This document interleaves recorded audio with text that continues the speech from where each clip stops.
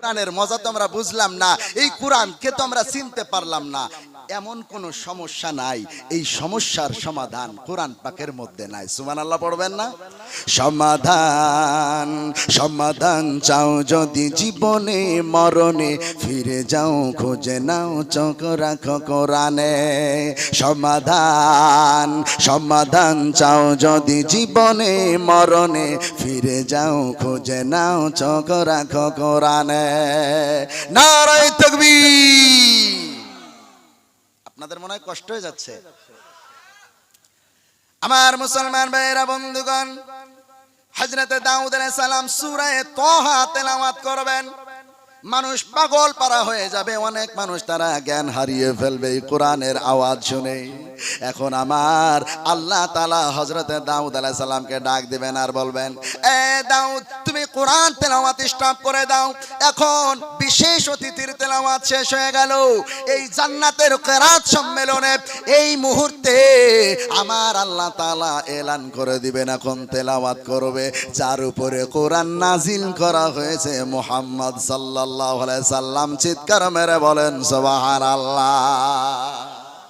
ও ভাইরা বন্ধুরা, হযরত দাউদ আলাইহিস সালামের তেলাওয়াত হয়ে গেল, আমার বিশ্বনবী মুহাম্মদুর রাসূলুল্লাহ এবারে তেলাওয়াত শুরু করবেন, কোরআন খুলবেন, আল্লাহর নবী পড়বেন ইয়াসিন ওয়াল কুরআনিল হাকীম ইন্নাকা লামিনাল মুরসালিন আলা সিরাতিম মুস্তাকিম তানজিলাল আজিজির রহিম। একটু চিৎকার মেরে বলেন সুবহানাল্লাহ।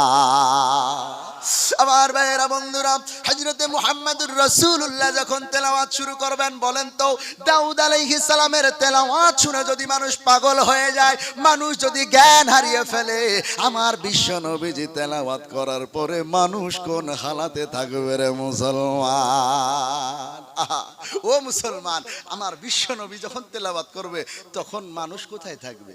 আহা, আমার ভাইয়েরা বন্ধুরা, বিশ্বনবী মুহাম্মদুর রাসূলুল্লাহ সূরা ইয়াসিন তেলাওয়াত করা শেষ হয়ে যাবে, আমার আল্লাহ তাআলা সারা জান্নাতীদেরকে ডাক দিয়া বলবেন, ওরে জান্নাতীরা, আজকের মাহফিল এখান থেকেই সমাপ্ত।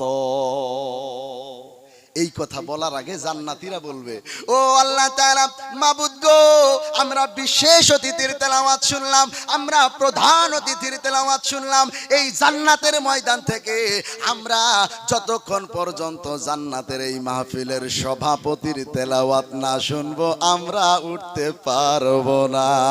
সুবহানাল্লাহ পড়বেন না? ও মুসলমান ভাইরা বন্ধুরা আমার, আমার আল্লাহ তাআলা জান্নাতীদেরকে ডাক দেয়া বলবেন, এ জান্নাতীরা, আমি আল্লাহ তাআলা তোমাদের জন্য ওয়াদা করেছিলাম, ওরে বান্দারা, তোমরা আমার জন্য হয়ে যাও দুনিয়ার মধ্যে, তোমরা এখন আমার হয়ে গেছো, জান্নাতের মধ্যে এসেছো, আমি আল্লাহ তাআলা তোমাদেরকে এখন পুরস্কার দিব। আমি আল্লাহ তাআলা এখন কোরআন তেলাওয়াত শোনাবো, কোরআন তেলাওয়াত করব। বলেন তো হযরতে দাউদ আলাইহিস সালাম তেলাওয়াত করলে মানুষ যদি জ্ঞান হারিয়ে যায়, বিশ্বনবী তেলাওয়াত করলে যদি মানুষ জ্ঞান হারিয়ে যায়, আর যার কুদরতি কলিজার কথা আমার আল্লাহ তাআলা যখন তেলাওয়াত করবে তখন মানুষের হালাত কোথায় থাকবে রে মুসলমান? ও বন্ধুরা, আমার আল্লাহ তাআলা জান্নাতের ময়দানে স্টেজে বসে তেলাওয়াত শুরু করবেন, আর রহমান আল্লামাল কুরআনা খালাকাল ইনসানা আল্লামাহুল বায়ান। ও মুসলমানেরা, এখন কোরআন খুললে এইরকম ভাবে পাওয়া যায়, কিন্তু আমার আল্লাহ তাআলা জান্নাতের ময়দানে এইভাবে পড়বেন না, কোরআনটা একটু পাল্টে যাবে। আমার আল্লাহ তাআলা পড়বেন, আনার রহমান আল্লামতুল কুরআনা খালাকাতুল ইনসানা আল্লামতুল বায়ান। একটু চিৎকার মেরে বলেন আল্লাহু আকবার। ও মুসলমান ভাইরা, আপনাদের মনে কষ্ট হয়ে যায়? কষ্ট হচ্ছে? আসুন ভাইরা বন্ধুরা আমার, বিশ্ব নবী মুহাম্মদুর রাসূলুল্লাহ সাল্লাল্লাহু আলাইহি সাল্লামের উপরে এই কোরআন খানা নাজিল হয়েছে, এমনি এমনি নাজিল হয় নাই, খতম পড়ার জন্য নাজিল হয় নাই। এত মজার কোরআন আমার আল্লাহ তাআলা মানুষের জীবন বিধান হিসেবে পাঠিয়েছেন। জোরে বলা যাবে না সুবহানাল্লাহ? তাহলে এই কোরআনটাকে আমরা জীবন বিধান হিসেবে মানতে রাজি আছি তো ইনশাআল্লাহ? আসুন এই কোরআন থেকে আপনাদেরকে ছোট্ট ছোট্ট করে কয়েকটা আয়াত শোনাবো। রাত্রি হয়ে গেছে, আপনাদেরকে কষ্ট দিব না। ও মুসলমান ভাইয়েরা, আল্লাহ তাআলা এই কোরআনের মধ্যে আপনার জন্য কত মজার মজার ওয়াজ করেছেন। কোরআন খুলেন, কোরআন স্টাডি করেন, কোরআন পড়েন, দেখেন আমার আল্লাহ তাআলা আয়াত দিয়েছেন, ইন্নাল্লাযীনা ইউযুনাল্লাহা ওয়া রাসূলাহু লাআনাহুমুল্লাহু ফিদ দুনিয়া ওয়াল আখিরা ওয়া আ'আদ্দা লাহুম আযাবাম মুহিনা। আল্লাহ তাআলা এই আয়াতটা দিয়েছেন। এই আয়াতটা যদি কোনো মানুষ বুঝে নেয়, যদি বুঝার পরে যদি মেনে নেয়, ও মুসলমান আর কিচ্ছু লাগবে না, এই আয়াতটা আপনার জান্নাতে যাওয়ার জন্য যথেষ্ট হয়ে যাবে। সুবহানাল্লাহ পড়বেন না? তাহলে কি বললো আল্লাহ এই আয়াতের মধ্যে? আসুন এই আয়াত থেকে আপনাদেরকে বিস্তারিত আজকে শোনাবো। আল্লাহ তাআলা এই আয়াতের মধ্যে বলছেন, ও দুনিয়ার মানুষেরা, তোমরা যদি আমি আল্লাহকে কষ্ট দাও আর আমার রাসূলকে যদি কষ্ট দাও, আমি আল্লাহ তাআলা বলে দিলাম লাআনাহুমুল্লাহু ফিদ দুনিয়া ওয়াল আখিরা, আমি আল্লাহ তাআলা তাদের জন্য বদদুয়া করতে থাকি, বদদুয়া। এমন কি কাল কিয়ামতের দিনে আমি আল্লাহ তাআলা ওই সমস্ত মানুষ যারা আমি আল্লাহ তাআলাকে কষ্ট দেয় আর আমার রাসূলকে কষ্ট দেয়, এদের জন্য ভয়ানক জাহান্নাম বানায় রাখলাম। পড়েন নাউযুবিল্লাহ। আল্লাহকে কষ্ট দেওয়া যাবে? জোরে বলা লাগবে, আল্লাহকে কষ্ট দেওয়া যাবে? আল্লাহর নবীকে কষ্ট দেওয়া যাবে? আচ্ছা বলেন তো, আপনাদের এলাকায় এই হাতের মধ্যে পিতলের বালা পরে যুবকরা, এমন যুবক আছে না নাই? আরো জোরে বলেন, আছে না নাই? চুলগুলাকে দিক দিয়া ছোট করে কাটে, দিক দিয়া ছোট করে কাটে, মাঝখানে ইঁদুর বাদরের মতো কাট দেয়, আছে না নাই? আরো জোরে বলেন, আছে না নাই? এখানে ছিড়া, এখানে ছিড়া, এখানে ছিড়া, এখানে ছিড়া, পিছনে ছিড়া, সামনে ছিড়া, প্যান্ট পরে, আছে না নাই? বলেন তো এগুলা কি রাসূলের আদর্শ?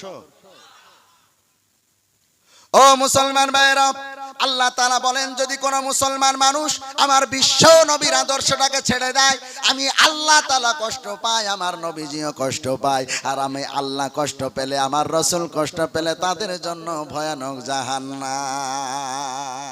ও মুসলমান, আজকে আমার যুবক ভাইদেরকে, বৃদ্ধ বাবাজিদেরকে সবাইকে বলতে চাই, আপনাকে, আপনার সন্তানকে, সবাইকে মানুষের মতো মানুষ হতে হবে। পারবেন না? পারবেন না ইনশাআল্লাহ? ইনশাআল্লাহ আমরা মানুষের মতো মানুষ হব। মানুষের মতো মানুষ হতে গেলে কি করতে হবে? আসুন আপনার জন্য কোরআন ওয়াজ করছে, কোরআন খুলেন, কোরআন পড়েন, কোরআন স্টাডি করেন। আল্লাহ তাআলা বলছেন, আর রহমানু আল্লামাল কুরআনা খালাকাল ইনসানা আল্লামাহুল বায়ান। আল্লাহ তাআলা কোরআনে কারীমের মধ্যে নিজেই নিজের পরিচয় দিচ্ছেন আর বলছেন, ও দুনিয়ার মানুষেরা, রহমান হলেন তিনি যিনি কোরআন শিখিয়েছেন, মানুষ বানিয়েছেন। আচ্ছা বলেন তো, দুনিয়ার জমিনে আগে সৃষ্টি না আগে শিক্ষা? আগে সৃষ্টি না আগে শিক্ষা? আপনাদের মনে হয় কথা বুঝতে অসুবিধা হচ্ছে, তাহলে একটু আমার সাথে কথা বলেন, একটু আওয়াজ দিয়ে কথা বলেন। আগে সৃষ্টি না আগে শিক্ষা? মানুষ যদি জন্ম না নেয় তাহলে শিক্ষা অর্জন করবে কোত্থেকে?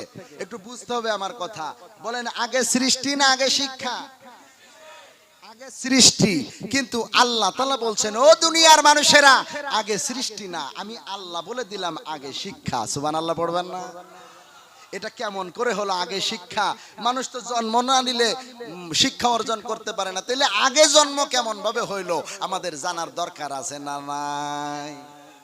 আমার ভাইয়েরা, বন্ধুরা, আল্লাহ তাআলা বললেন রহমান হলেন তিনি আল্লামাল কুরআন খলাকাল ইনসান। আল্লামাল কুরআন মানে হলো যিনি কোরআন শিক্ষা দিয়েছেন। খলাকাল ইনসান মানে হলো যিনি মানুষ বানিয়েছেন। আল্লাহ তাআলা আগে বলেছেন, কোরআন শিক্ষা দিয়েছেন, তারপরে মানুষ বানিয়েছেন। আল্লাহ তো এমনও বলতে পারতেন খলাকাল ইনসান, মানুষ বানিয়েছেন, তারপরে বলতে পারতেন আল্লামাল কোরআন।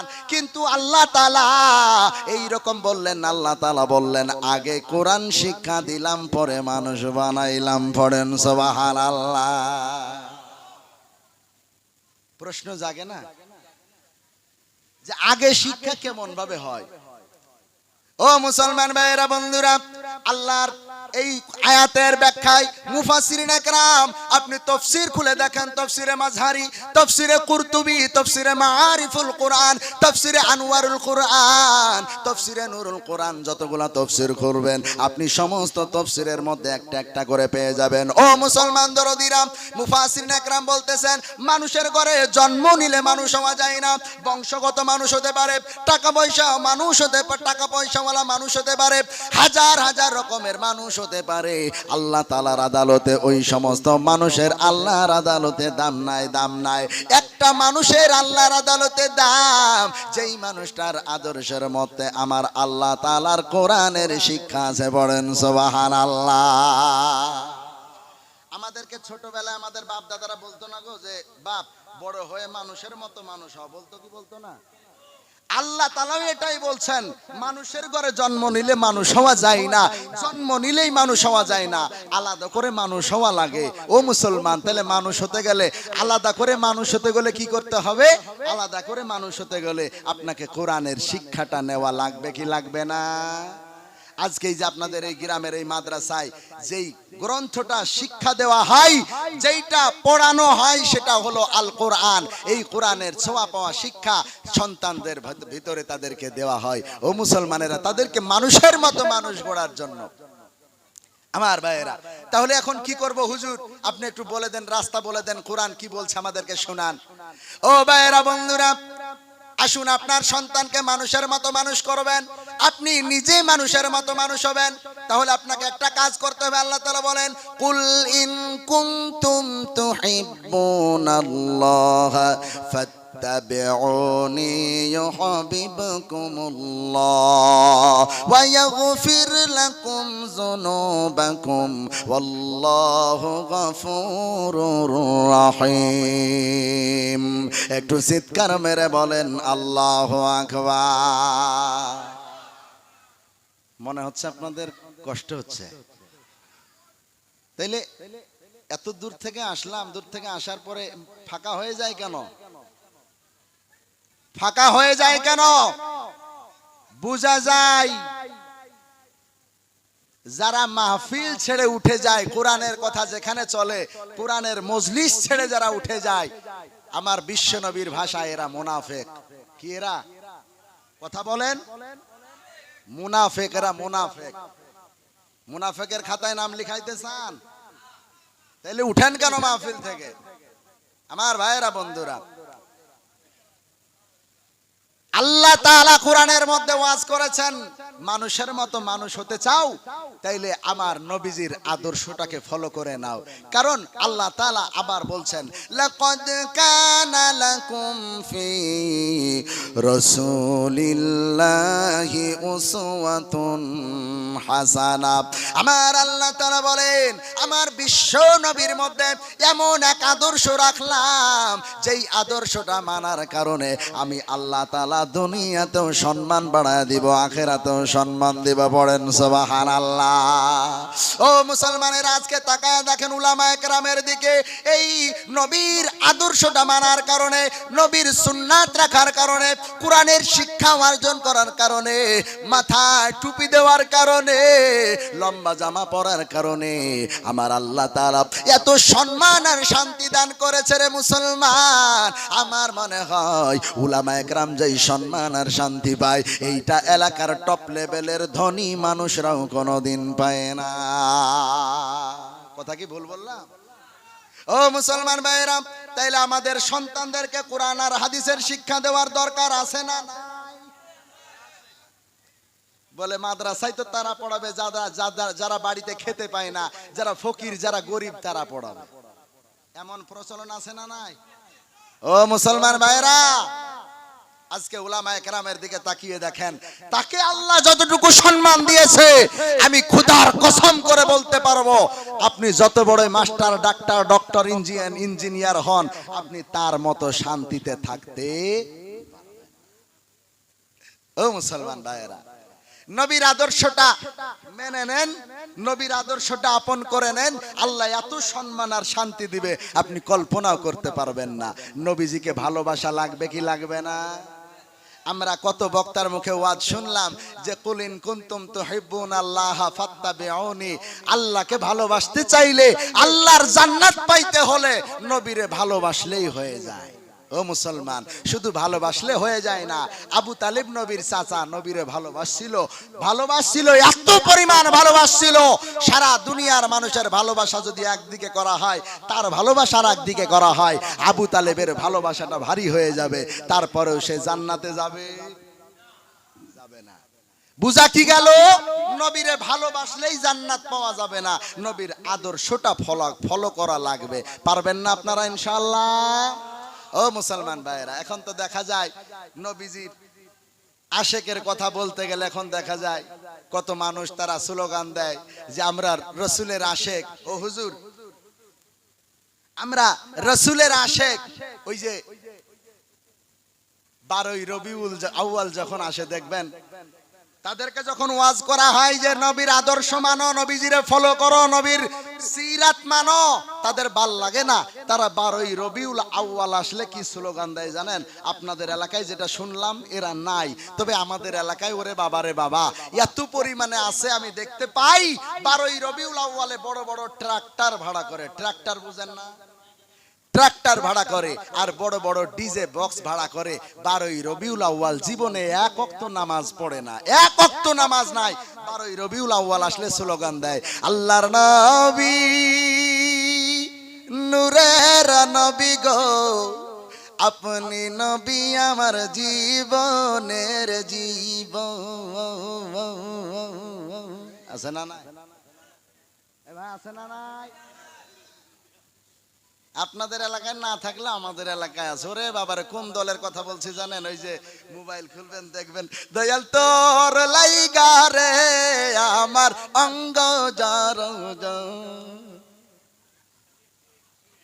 আছে না নাই? আবার স্লোগান দিচ্ছে, ডিজে বক্স ভাড়া করে 12ই রবিউল আউয়াল পালন করছে। নবীর রওজা শরীফ দেখে মন ভরে না, দিদার দাও গো শাহে মদিনা। আর সাথে টুক টুক টুক টুক টুক টুক টুক ডিজে ডিজে ডিজে বুঝেন না? ডিজে চালাচ্ছে। ও মুসলমান ভাইয়েরা, এরা নাকি নবীর আশেক। আমার ভাইয়েরা, বন্ধুরা, একদিন 12ই রবিউল আউয়ালের কথা আপনাদেরকে শোনাই। আমার এলাকায়, মুর্শিদাবাদ এলাকায়, আমার থানাতে একটা হোটেল আছে। ওই হোটেলে আমি খেতে ঢুকলাম। দিনটা ছিল 12ই রবিউল আউয়াল। সন্ধ্যা বেলায় কোনো কাজে যাওয়ার পর আমি খেতে ঢুকলাম। খেয়ে দিয়ে ওখানে খাওয়া দাওয়া শেষ করার পর হোটেল থেকে বের হচ্ছি। বের হওয়ার পর, খাওয়া দাওয়ার পর টিস্যু দিয়ে হাতটা মোছার পরে আহারে বাইরে বেরিয়ে দেখলাম ওই ডাস্টবিনের মধ্যে যেখানে টিস্যু ফেলা হয়, ওই জায়গায় আমার বিশ্ব নবীজির কালেমার পতাকা পড়ে আছে। আমি জিজ্ঞাসা করলাম হোটেলের মালিককে, ও ভাই, এই জায়গায় কালেমার পতাকা পড়ে কেন? বলে, হুজুর জানেন না, আজকে সারাদিন তারা মিছিল করেছে, আমার বিশ্ব নবীর আগমনের মিছিল করেছে। মিছিল করার পর এই জায়গায় খাওয়া দাওয়া করে এই যে কালেমার পতাকাটা এই জায়গায় ছিল, তারা খুলে ডাস্টবিনের মধ্যে ফেলে দিয়ে চলে গেছে। পড়েন নাউজুবিল্লাহ। আশেকে রসুল, এমন আশেকে রসুল হলে চলবে? ও মুসলমান, আশেকে রসুল কতজন দাবি করে? আপনি চলে যান। গত বছর বাংলাদেশে একটা জায়গায় ওয়াজ করতে গেলাম, জেলাটার নাম হলো কুষ্টিয়া। এই কুষ্টিয়া জেলায় ওয়াজ করতে যাওয়ার পর আমার একজন বন্ধু বলল, হুজুর ওয়াজ তো করা হলো, চলেন আমরা সকাল বেলায় একটা জায়গায় ঘুরতে যাব, বেড়াতে যাব। আমি বললাম, ঠিক আছে ভাই, বেড়াতে যাব, চলো।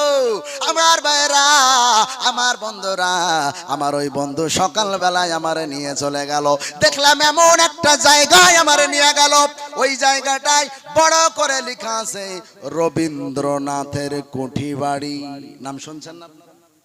এই রবীন্দ্রনাথের কুঠিবাড়ি গেলাম, ভাবলাম এটা তো ঐতিহ্যবাহী জায়গা, খুব ভালো দেখলাম, খুব ভালো লাগলো। ও মুসলমানেরা, আরো কত রকমের মানুষ আছে তারা বলে আমরাও আশিকে রাসূল। এইটা বুঝাইতে গিয়ে আপনাদেরকে আমি দুইটা কথা বলবো। বাংলাদেশে কুষ্টিয়া জেলায় যখন আমাকে আমার বন্ধু বলল, বন্ধু গো আপনাকে আর একটা জায়গায় নিয়ে যাব, ওই জায়গাটা হলো আশিকে রাসূলের জায়গা। আমি চিন্তা করলাম বাংলাদেশে তো দলের অভাব নাই, এটাও মনে হয় আলাদা একটা দল আশিকে রাসূল। ও মুসলমান ভাইয়েরা, আমি ঢুকে চলে গেলাম। ঢুকে চলে যাওয়ার পরে দেখতেছি, কি বলবো আপনাদেরকে, মোটা মোটা কিছু আল্লাহর উলি বসে আছে। কি বসে আছে? আল্লাহর ওলি না, ওলি তো এটা ভালো হয়ে গেল, আল্লাহর উলি বসে আছে। ও মুসলমান বন্ধুরা, এত মোটা মোটা আল্লাহর কিছু উলি বসে আছে। উলি, এই উলিরা ওই জায়গায় তারা ইবাদত করতেছে। কেমন করে শুনে নেন, তারা বলে আমরা আশিকে রাসূল।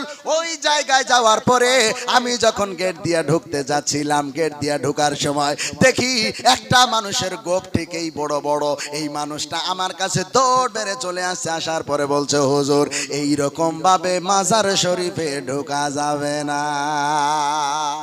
আমি চিন্তা করলাম, আহারে আমি আসলাম কবর জিয়ারত করতে, আর গাজা করে আমাকে মাজার জিয়ারত করা শেখায়। ও মুসলমান ভাইয়েরা বন্ধুরা, আমাকে যখন বললে এইরকম ভাবে ঢুকা হবে না, বললাম কেমন ভাবে ঢুকবো? বলে এইভাবে ঢুকেন।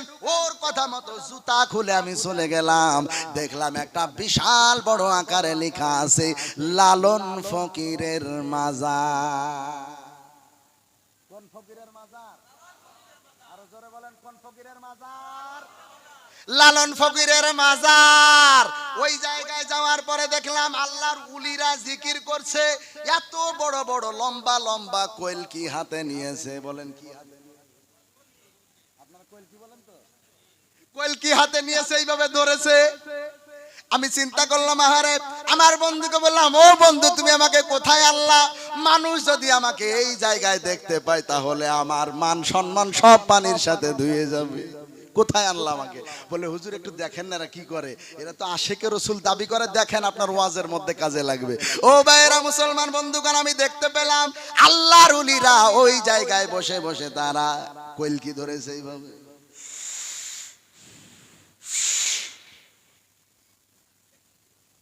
চোখ মুখ সব উল্টে গেছে। আমি চিন্তা করলাম, ও বন্ধু এরা যে গাজায় টান দিল, ও টান দেওয়ার পরে ওর পাশে আর একজন বসে আছে, দয়াল বাবা দিশনা সাজা খাচ্ছি গাজা। আর একজনের হাতে দিয়ে দিয়েছে, ও আবার হাতে নিয়ে মেরেছে টান, এমন জোরে টান মেরেছে ওরও চোখ মুখ উল্টে গেছে, পাশের জনকে দিয়ে দিয়েছে। দেওয়ার পরে আমি চিন্তা করলাম, বাবারে বাবা এত জোরে গাজায় টান মারলো, তো এদের ধুমা ধুমা কোথায় গেল? একজনেরও ধুমা বেরোচ্ছে না। আমার বন্ধু আমাকে বলছে হুজুর অপেক্ষা করেন দেখতে পারবেন। ও মা, কিছুক্ষণ পরে ভালো করে খেয়াল করে দেখি যতজন গাজায় টান দিয়েছে, নাক দিয়ে, মুখ দিয়ে, চোখ দিয়ে, কান দিয়ে, আর ফুটাগুলো তো দেখা যায় না। আমার মুসলমান ভাইরা, এরা সেই দল যারা স্লোগান দেয়, আরে জান্নাত যদি পাইতে চাও বাবার গায়ে তেল। আপনাদের আসামে মনে হয় নাই? আছে? আছে? ও মুসলমান ভাইরা, আমি আপনাদেরকে বুঝাইতে চাই, আশিকে রাসূল হওয়া লাগবে। আমার নবীজির প্রকৃত আশিকে রাসূল হওয়া লাগবে। আমার নবীজির সিরাতকে অক্ষরে অক্ষরে পালন করা লাগবে, তবে আশিকে রাসূল। কথা বলেন ঠিক কি না?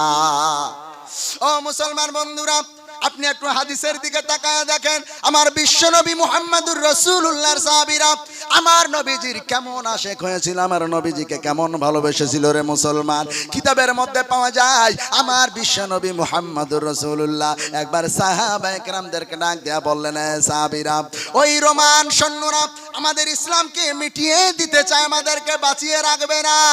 ও সাহাবীরা তোমরা আসো, সাহাবায়ে কেরামরা সবাই চলে আসলো আমার বিশ্ব নবীজির কাছে। আসার পরে আমার বিশ্ব নবীজি বললেন, ও আমার বালক পুত্র যায়েদ, তুমি কোথায় দাঁড়ায় যাও? আল্লাহর নবীর কথা মতো বালক পুত্র হযরতে যায়েদ দাঁড়ায় গেল। আমার বিশ্ব নবীজি বললেন, ও জাফর, ও আমার চাচাতো ভাই জাফর, তুমি কোথায় আছো বলো, তুমিও দাঁড়ায় যাও। ও আব্দুল্লাহ বিন রওয়াহা, তুমি কোথায় আছো বলো। তিনজন সাহাবী দাঁড়িয়ে গেল। দাঁড়িয়ে যাওয়ার পর আমার বিশ্ব নবী ডাক দিয়া বলতেছেন, ও সাহাবীরা, ওই যে মুতার প্রান্তরে রোমান সৈন্যরা আমাদের সাথে যুদ্ধ করবে, ইসলামকে তারা মিটিয়ে দিতে চায়, হারিয়ে দিতে চায়, তোমাদেরকে জান দেওয়া লাগবে, মাল দেওয়া লাগবে রে।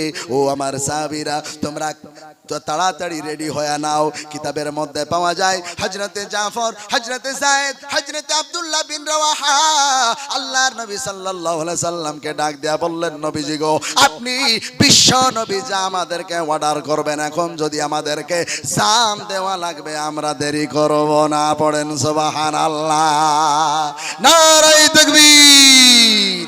ও মুসলমান বন্ধুদের জন্য আপনাদেরকে বলতে চাই, হযরতে যায়েদ দাঁড়ায় গেল, হযরতে জাফর দাঁড়ায় গেল, হযরতে আব্দুল্লাহ বিন রওয়াহা দাঁড়ায় গেল। দাঁড়িয়ে যাওয়ার পর আমার বিশ্ব নবীজি বললেন, আমি প্রত্যেকটা যুদ্ধে তিনজন সাহাবী আমি সেনাপতি নিযুক্ত করি নাই, একজন করে নিযুক্ত করেছিলাম। আজ আমি বিশ্ব নবী রাহমাতাল লিল আলামিন, আমি তিনজন সেনাপতি নিযুক্ত করব। পড়েন সুবহানাল্লাহ। বিশ্বনবী রাহমাতাল লিল আলামিন যখন বললেন তিনজন সেনাপতি নিযুক্ত করব, ও যায়েদ তুমিও সেনাপতি নিযুক্ত হলে, ও জাফর তোমাকেও সেনাপতি নিযুক্ত করা হলো, ও আব্দুল্লাহ বিন রওয়াহা তোমাকেও সেনাপতি নিযুক্ত করা হলো। যাও যাও, তোমরা বাড়ি থেকে বিদায় নিয়ে আসো, তোমরা বাড়িতে বিদায় নাও। কারণ হলো যুদ্ধের ময়দানে যাওয়ার পর তোমরা ফিরে নাও আসতে পারো, আমার আল্লাহ তাআলা হয়তো তোমাদেরকে মওতের প্রান্তরে শহীদ করে দিবে। এ মুসলমান বন্ধুরা, হযরতে যায়েদ বললেন, ইয়া রাসূলুল্লাহ, ইয়া হাবিবাল্লাহ, হুজুর গো, আপনি আমার পিতা, আপনি আদেশ করেছেন, আম্মা জান আয়েশা ঘরের মধ্যে থেকে শুনেছেন, অতএব আমার বাড়ি যাওয়ার কোনো দরকার নাই, আমি এখান থেকে যুদ্ধের ময়দানে গিয়ে শহীদ হয়ে যেতে চাই। পড়েন সুবহানাল্লাহ। হযরতে জাফর তিনি বাড়ি চলে গেলেন বাড়িতে বিদায় নেওয়ার জন্য। ও মুসলমান দরদিরা আমার, হযরতে জাফর বাড়িতে যাওয়ার পর বিবিরে ডাক দিয়া বলতেছে, বিবি গো, আমি বিশ্বনবী রাহমাতাল লিল আলামিনের ডাকে সাড়া দিয়ে আমি যুদ্ধের ময়দানের জন্য সেনাপতি নিযুক্ত হয়েছি। ও বিবি রে, আমারে বিদায় দাও, বিদায় দাও, আমি যুদ্ধের ময়দানে যুদ্ধ করার জন্য চলে যাব। বিবি গো, আমারে বিদায় দাও, আমার বিশ্বনবী রাহমাতাল লিল আলামিন আমাকে সেনাপতি নিযুক্ত করেছে, আর বাড়িতে বসে থাকা যাবে না রে বিবি, তুমি আমাকে বিদায় দাও, আমারে ক্ষমা করে দাও। বিবি বলতেছি, স্বামী গো, বিশ্বনবী মুহাম্মদুর রাসূলুল্লাহ আপনাকে যুদ্ধে যাওয়ার জন্য সেনাপতি নিযুক্ত করেছে, আমি আপনাকে বাধা দিতে পারি না, তবে আমি আল্লাহ তাআলার কাছে দোয়া করে দিতে চাই, মাবুদ গো, আমার স্বামী যুদ্ধের ময়দানে যায়, সেনাপতি নিযুক্ত হয়েছে, ও মাবুদ গো, আমার স্বামীকে তুমি যুদ্ধের ময়দান থেকে গাজী বানায়া আমার ঘরে পাঠায়া দাও। হযরতে জাফর বলেছিলেন, তার হাতে যেই তরবারিখানা ছিল, এই তরবারির উল্টা পিঠ দিয়ে হযরতে জাফরের স্ত্রীর হাতের উপরে একটা মৃদু আঘাত করে বলেছিলেন, ও বিবিরে, উল্টা দোয়া তুমি করো না আল্লাহর দরবারে, কারণ আমার আল্লাহ তাআলা আমাকে কবুল করে নিয়েছে যুদ্ধের জন্য। কারণ হলো বিশ্ব নবীজি আমার আগেও একজন সেনাপতি রেখেছেন, আমার পরেও একজন সেনাপতি রেখেছে, অতএব নির্ঘাত আমি ওই যুদ্ধের ময়দানে শহীদ হয়ে যাব, আমাকে কেউ বাঁচাতে পারবে না। বিবিরে, উল্টা দোয়া করো না আল্লাহ তাআলার কাছে, এই দোয়া তোমার আল্লাহ কবুল করবেন। ও মুসলমান ভাইরা বন্ধুরা, হযরতে জাফর বিবির কাছে বিদায় নিয়ে যুদ্ধের ময়দানে আসবে। যুদ্ধের ময়দানে আসার জন্য তরবারিখানা বের করে যখন রেডি হয়ে গেলেন, বাড়ি থেকে বের হবে, এমন সময় কিতাবের মধ্যে পাওয়া যায় হযরতে জাফরের 2-3টা ছেলে ছিল। এই 2-3টা ছেলে পিছন থেকে ডাক দেয়, আর তারা আব্বু আব্বু বলে চিৎকার মেরে ডাক দেয়, আর বলে, ও আব্বু গো, তুমি যুদ্ধের ময়দানে ময়দানে চলে যাও, হয়তো আর কোনোদিন ফিরে আসবা না। আব্বু জান, আমাদেরকে একটিবার দেখা দাও, আমাদের সঙ্গে একটু ভালো করে কথা বলো। হযরতে জাফর কিতাবের মধ্যে পাওয়া যায়, তার সন্তানদেরকে একবারের জন্য পিছনে ঘুরে তাকিয়ে দেখলেন না, কারণ সন্তানদের দিকে তাকাইলে যুদ্ধের ময়দানে যাওয়া যাবে না।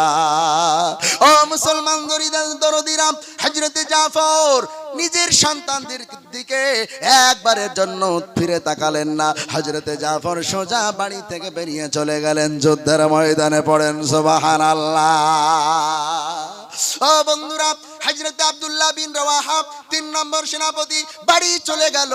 বাড়িতে যাওয়ার পর কিতাবের মধ্যে পাওয়া যায়, হযরতে আব্দুল্লাহ বিন রওয়াহা বিবিকে ডাক দেয়া বলতেছেন, বিবি রে, আমার বিশ্ব নবী রাহমাতাল লিল আলামিন আমাকে যুদ্ধের জন্য সেনাপতি নিযুক্ত করেছে, আমারে বিদায় দাও, বিদায় দাও। তোমার সঙ্গে বিবাহ হয়েছে, আজ পর্যন্ত, এখন পর্যন্ত একটি রাত্রিও তোমার সাথে আমি অতিবাহিত করতে পারি নাই বিবি রে, তোমার হক আমি আদায় করতে পারি নাই, তুমি আমারে মাফ করে দিও। কিয়ামতের দিন তুমি আমার কাছে কোনো দাবি রাখবা না রে, দাবি রাখবা না। তুমি যদি দাবি রাখো, আমি আব্দুল্লাহ জবাব দিতে পারবো না।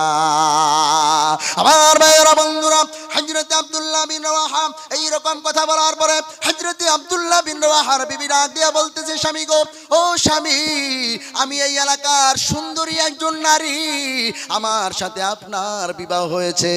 ও স্বামী গো, আপনি একবারের জন্য আমার কাছে থেকে দেখলেন না, আমার কাছে রাত কাটিয়ে দেখলেন না স্বামী গো, তবে আমি আপনাকে ডাকবো না, আমি আপনাকে থাকতে বলবো না।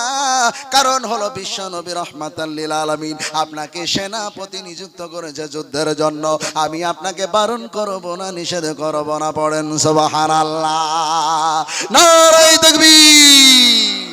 ও মুসলমান বন্ধুদের জন্য গভীর মনোযোগ। হযরতে আব্দুল্লাহ বিন রওয়াহার বিবি তার স্বামীকে ডাক দেয়া বলতেছে, স্বামী গো, আপনি তো যুদ্ধের ময়দানে চলে যাবেন, শহীদ হয়ে যাবেন, আর হয়তো আমাদের দেখা হবে না। স্বামী গো, একটিবার আমার ঘরের মধ্যে আসো, আমি আপনাকে একটু কলিজা ভরে মন ভরে দেখে নিতে চাই। কারণ হলো যে আল্লাহ তাআলা কোরআনের মধ্যে বলেছেন, ওয়াত্তাকু ইয়াওমান লা তাজজি নাফসুন আন নাফসিন শাইআ ওয়ালা ইউকবালু মিনহা শাফাআতু ওয়ালা ইউখাযু মিনহা আদলুন ওয়ালা হুম ইউনসারুন।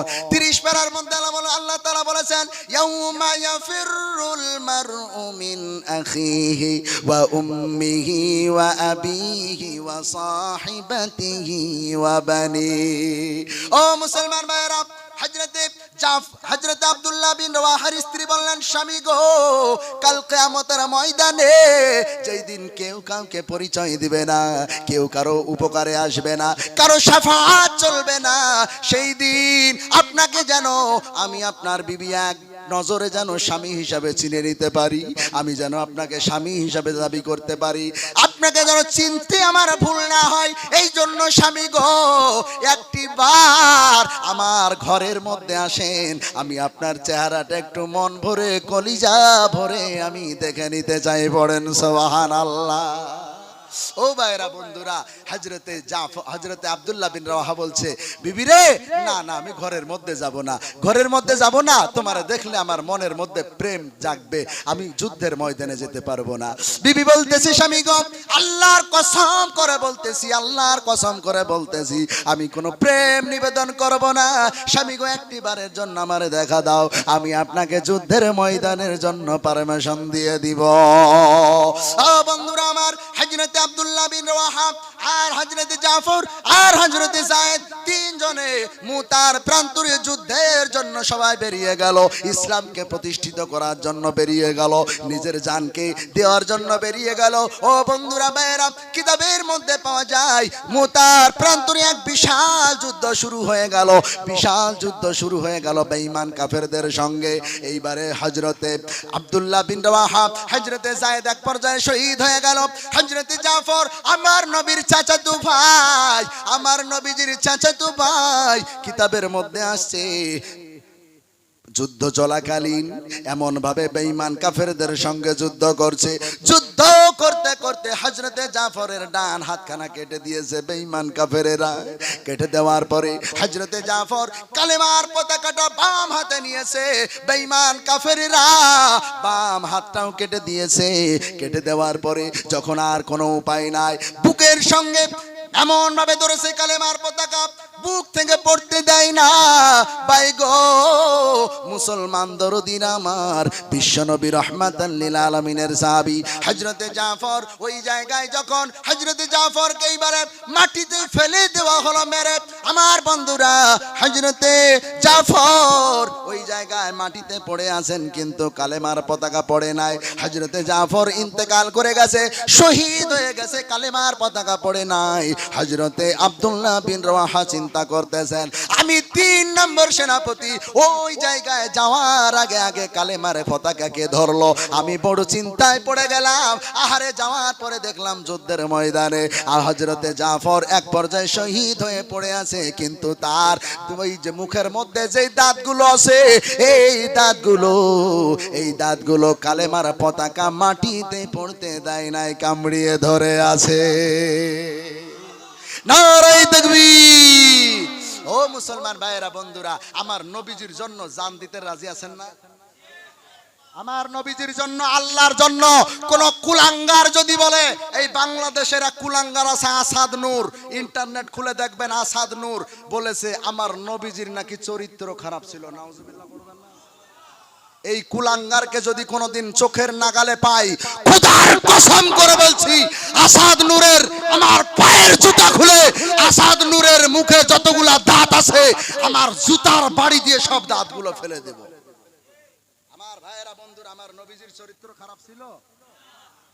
আবার বলে আমার নবীজি নাকি লোভের কারণে আম্মাজান খাদিজাকে বিবাহ করেছে। নাউজুবিল্লাহ পড়বেন না?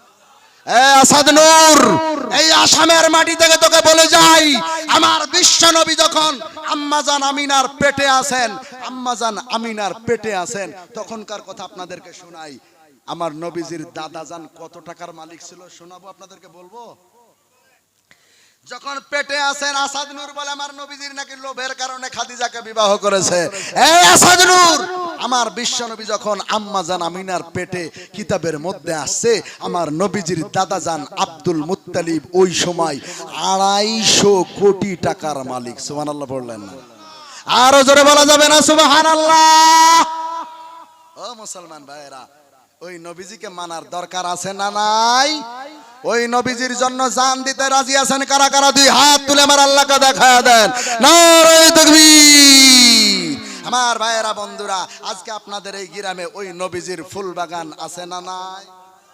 কত সুন্দর একটা ফুল বাগান তৈরি করেছেন আপনারা, মাদ্রাসার আসাতিজা এরা এখানে বসে আছেন। আহারে ও মুসলমান দরদিরা আমার ভাইয়েরা, আপনাদেরকে বেশি আমি কষ্ট দিব না। কত জায়গায় গেলাম, আপনাদের আসাম, ত্রিপুরা, মেঘালয়, এদিকে নাগাল্যান্ড, আমাদের পশ্চিম বাংলা, বাংলাদেশ, কত জায়গায় গেলাম নবীর মাদ্রাসাকে টিকানোর জন্য, নবীর ফুল বাগানকে জিন্দা করার জন্য, কত জায়গায় কত টাকা করে ডাক দিলাম। ও মুসলমান দরদিরা, আপনাদেরকে আজকে জান দিতে বলবো না, আজকে আপনাদেরকে মাল দেওয়ার কথা বলবো। রাজি আছেন ইনশাআল্লাহ? রাজি আছেন ইনশাআল্লাহ? দেখি আল্লাহর কোন কোন বান্দারা আমার রাসূলের আশেক হইতে রাজি আছে, সত্যিকারের আশেক, ঈমান তাজা আছে। আমার ভাইয়েরা বন্ধুরা, দেখতে চাই আমার কোন মুসলমান ভাই আছে।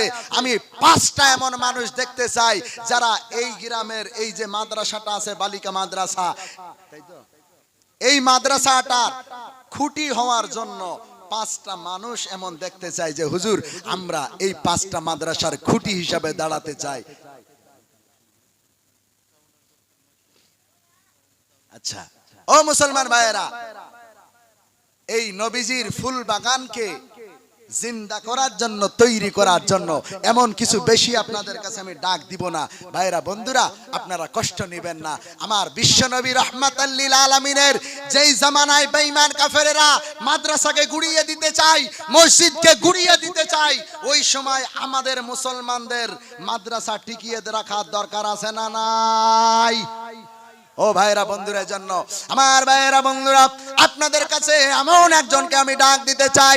এক নম্বরে আমি একজনকে ডাক দিতে চাই, যেই মানুষটা আল্লাহর নবী বিশ্ব নবী মুহাম্মাদুর রাসূলুল্লাহর মাদ্রাসাটাকে জিন্দা করার জন্য হুজুর আমি 5,000 টাকা দিতে রাজি আছি। একটা তকবীর লাগাবো, নারায় তকবীর দিব। দেখি এই মজলিসের মধ্যে হোক, স্টেজের মধ্যে থেকে হোক, আল্লাহর কোন বান্দা আছেন প্রথম নম্বরে হুজুর আমি 5,000 টাকা এই মাদ্রাসাকে দিতে রাজি আছি ইনশাআল্লাহ। আল্লাহর কোন বান্দা আছেন তার জন্য একটু খাস করে আমি মুসাফির মানুষ আছি, দোয়া করে দিব। একটা তকবীর হবে, দেরি হবে না, তকবীর হতে দেরি হবে, হাত তুলতে দেরি হবে না। দেখি আল্লাহর কোন বান্দাকে আল্লাহ 5,000 এর জন্য কবুল করেছে। নারায়ে তাকবীর। দেখি আল্লাহর কোন বান্দা আছেন হুজুর আমি 5,000 টাকা দেব। কে আছেন গো দেখি ইনশাআল্লাহ। 5,000 টাকার দাতা আসামের বুকে নাই। দেখি আল্লাহর কোন বান্দা আছেন হুজুর আমি 5,000 টাকা আজ না পারি আমি আস্তে আস্তে দিয়ে দিব। দেখি ইনশাআল্লাহ আল্লাহর কোন বান্দা আছেন, দেখি ইনশাআল্লাহ। দেখি আল্লাহর কোন বান্দা আছেন, আমি তার জন্য একটু মন ভরে এক্ষুনি আমি তার জন্য দোয়া করব সবাইকে নিয়ে। দেখি আল্লাহর কোন বান্দা আছেন এক নম্বরে 5,000 টাকা দাতা। নাই গো, একজন নাই ইনশাআল্লাহ। দেখি আল্লাহর কোন বান্দা আছেন। সুবহানাল্লাহ। কি নাম গো? রিবুল আহমেদ। সুবহানাল্লাহ। জোরে জোরে নারায়ে তাকবীর। রিবুল নামেতে ভাই আমার দেখো এখানে ছিল, আল্লাহ ছিল কি না ছিল তার দানে বোঝা গেল। রিবুল নামেতে ভাই আমার দেখো এখানে হাজির, 5,000 লিখাইছে তোমার খাতির। কি বলি যে দোয়া করি আল্লাহ তাগার তরেতে, সুখে শান্তিতে রেখো আল্লাহ দুনিয়া মাঝারা। আমিন আমিন অগসমা আমিন, মোদের দোয়া কবুল করো রব্বুল আলামিন। আল্লাহুম্মা আমিন। ও তোর গনা যৌবন ফুরায়া যাবে, যৌবনে লাগবে ভাটি, ওই যে ডাকিতেছে তোমায় কবরের মাটি, ওই যে ডাকিতেছে তোমায় কবর। কারা গোরা উঠে যায় কারা? বসেন বসেন, এখানে বসেন। টাকা দিবেন না, এখানে বসবেন, উঠে পালাবেন না। একজন যদি উঠে পালান এমন বদদুয়া করবো আগামীকাল সকাল থেকে সারাদিন হাগা হবে না, এমন বদদুয়া দিব। টাকা দিতে না পারলে এখান থেকে পালাবেন না। যদি মজলিস ভাঙে আপনার এই যত গুনাহ হবে সমস্ত গুনাহ আপনার আমলনামায় যাবে। রাগ করলেন আপনারা? ও মুসলমান ভাইয়েরা, একজন রিবুল ভাই আমার 5,000 টাকা দাতা হয়েছে। আমার ভাইয়েরা বন্ধুরা, আপনার এই মাদ্রাসাকে জিন্দা করার জন্য, দ্বিতীয় নম্বরে রিবুল ভাইয়ের জুড়া হওয়ার জন্য কত যুবক ভাই আছে, master, doctor, doctor, engineer, professor, ব্যবসায়িক কত মানুষেরা আছে। দেখি দ্বিতীয় নম্বরে 5,000 টাকা দাতা একটা জোরে সোরে নারায়ে তাকবীর। মুস্তাফা আহমদ, আপনি? মাশাআল্লাহ, জোরে সোরে নারায়ে তাকবীর। মুস্তাফা নামেতে তোমার বান্দা দেখো এখানেতে ছিল, আল্লাহ ছিল তাই 2 নম্বরে 5,000 দিল। কি বলি যে দোয়া করি মুস্তাফার তরেতে, সুখে শান্তিতে রেখো আল্লাহ দুনিয়া মাঝারে। আমিন আমিন অগসমা